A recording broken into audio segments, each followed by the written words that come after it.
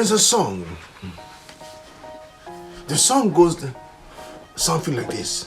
Is this love, is this love, is this love that I'm feeling? I'm sure you know the song because I know, of course, it's too early in the morning for me to be able to put on my best voice. But that amazing song was actually released, as you can imagine, by an artist out of a country known as Jamaica, who went on to make history in his own unique way. Went on to single-handedly put the whole nation of Jamaica on the map.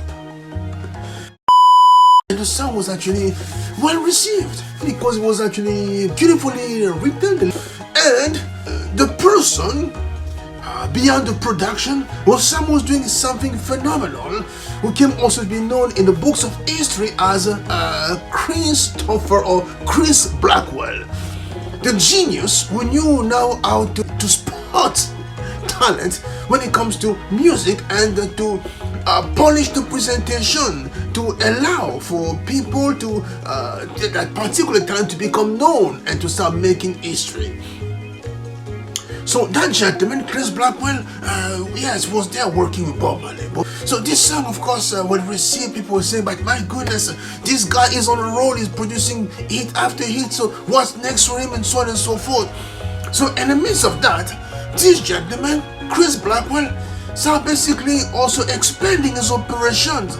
He started basically attracting producers that were looking for distribution deals as far as the music industry is concerned. And one of them is another company that was representing an artist by the name of Grace Beverly Jones. So eventually they signed a partnership distribution deal with Islands Production, the company owned by Chris Blackwell. And Chris Blackwell then, through this distribution deal, came to be introduced to Grace Beverly Jones.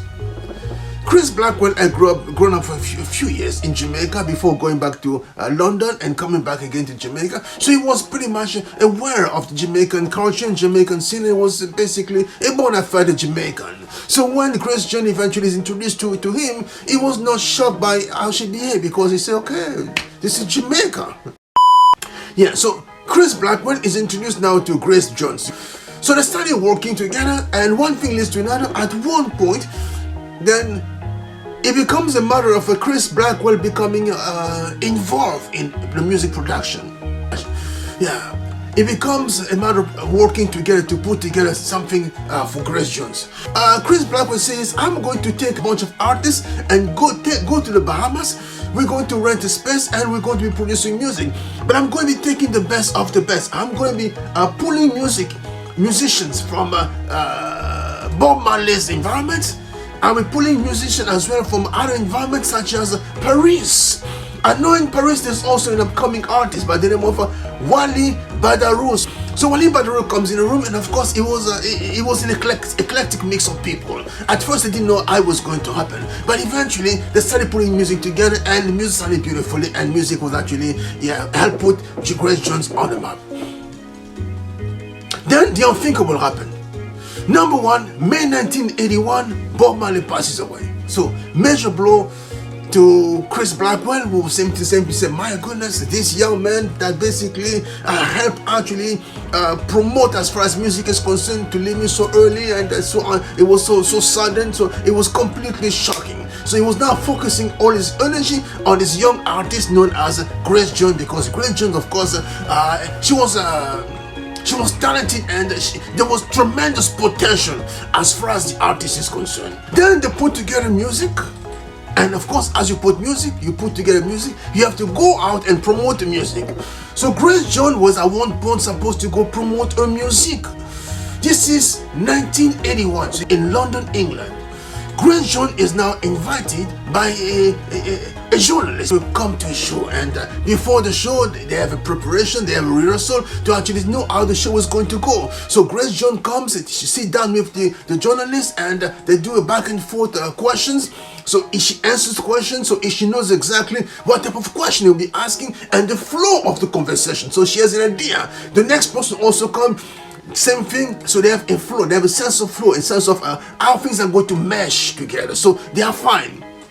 They go back in the green room before the time. Of course, at one point they say, yes, this is not the real deal, it's live, let's go on. So Gretchen comes, interview goes okay, and after the interview, another guest comes. So as the other guest comes and sits right beside Mr. Russell, Mr. Russell at that point thinks that yes, Grace Jones did not do such a good job as a guest. So therefore, Grace Jones needs to be put on timeout.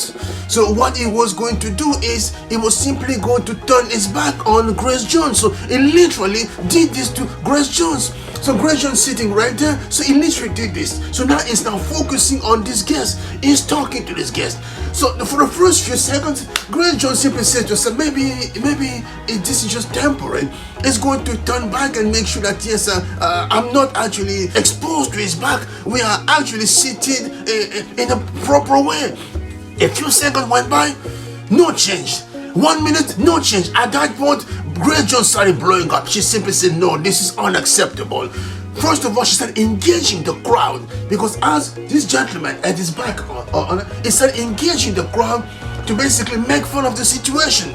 And this gentleman never actually understood what was happening. He came basically turning his back to Grace Jones. And at that point, Grace Jones simply lost it. And she went on to physically assault Mr. Russell on live TV. As you can imagine, on British television in 1981, people were completely appalled, saying, oh my goodness, look at this Jamaican woman, what is she doing? She has lost her mind. What a disgrace. What kind of nonsense is this? You don't do that on TV. And you don't do that basically on live television. This was way before Jerry Springer type of shows. So it was completely shocking. After the show, Grace Jones go back to the green room, and she herself recounts. She says, I went back to the green room and everyone on the production team ignored me. So I was completely ignored. I was ostracized. It seemed like it was the beginning of the end for my career. I just released my first album with Chris Blackwell. I was there to promote the album, but it was so bad that I'm sure this was the end of my career. To make matters worse, she goes to the hotel room. She started getting a few phone calls, and one of the few phone calls was from Chris Blackwell to simply say how disappointed they were in her performance. As a matter of fact, the whole island company was so upset with Grace Jones because they said to themselves, my goodness, we have worked so hard to establish a name for ourselves, number one. Number two, we have worked so hard to put together a few different artists from different parts of the world. We are working so hard to put together more music for these people to start promoting them. So if this woman is going to go on this Mr. Russell show and make things so difficult for us, we're going to be put in the bad books, we're going to be X-marked, we're going to be excommunicated. So therefore, we are not going to have the chance to send this other artist to this gentleman's show. What a disgrace. Grace Jones, you are an abomination. We are so upset with you. This is unacceptable. Grace Jones herself simply says she went home, she felt so small. She wanted to leave London as quickly as possible. And the funny thing is, the following morning, the newspaper came out and they were all against her. They were simply saying, my goodness, what a disgrace. You are this and that. And of course, a few newspaper, of course, came to a defense and simply said that yes, Mr. Russell should have seen it coming because his behavior was completely unacceptable. Because now everyone, this was a long time ago, before the internet, before YouTube, before Google, where you could simply go and simply try to find. So basically, you have to find a tape recording of that show, or you have to go listen to some interpretation of what they're seeing, or you have to go read about it in order for you to be in the know. But needless to say, it made the round to the point where even the royal family became aware of what happened and started paying attention to this brand, this personal brand known as Grace Jones.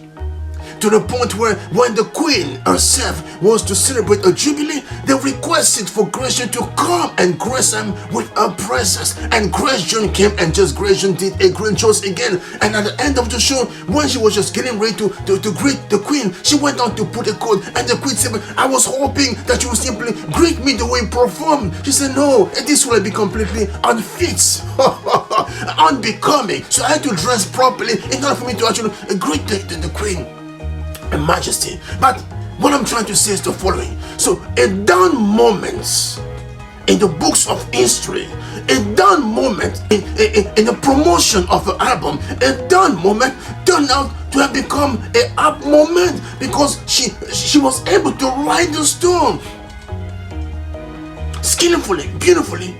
And that storm that was supposed to crush her, that would have crushed many other artists and caused them to simply go into drugs and go into all kind of different addiction, simply caused Grace Jones as a brand to come back on top, because people are wanting to have more of Grace Jones, because now she found a way to put herself on the map and single-handedly also jet-propel Island Production to the next stratosphere as far as BBC is concerned, because now they wanted to know, my goodness, who is basically this gentleman, Chris Blackburn, beyond Grace Jones, who is basically this pool of people that are actually coming through his company and making such great music. And of course, after that, the rest is history. Oh my goodness, people like Wally Badaro went on to produce amazing music after that. I believe another song was called In Africa. It did tremendously well. High Life. Dun dun dun dun dun dun dun dun dun dun dun dun. That Wally Badaro in 1984. 3 years after the Grace Jones incident, 4 years after working Grace Jones on the first album, and of course the same Wally Badaro went on to work with another group by the name of Foreigners and to put together another beautiful song together, because Wally Badaro became basically a genius, of course, in his own right. A song like I wanna know what love is, I want you to show me. Just look it up. I mean, you just look it up. And yeah, this came basically from this down moment. I'm not saying that Grace Jones went on to inspire Wally Badaro to do. No, I'm simply saying that Grace Jones, in this moment where she was supposed to be down, found a way to activate the switch, found a way to stay alive. Because she realized that the down moment had not come to crush her, but the down moment had simply come to simply call upon her to activate herself. And as she activated herself, her brand went from where it was here all the way to the top. People became now fully aware of who Grace Jones was as far as London, England is concerned. And from that point, the rest is history.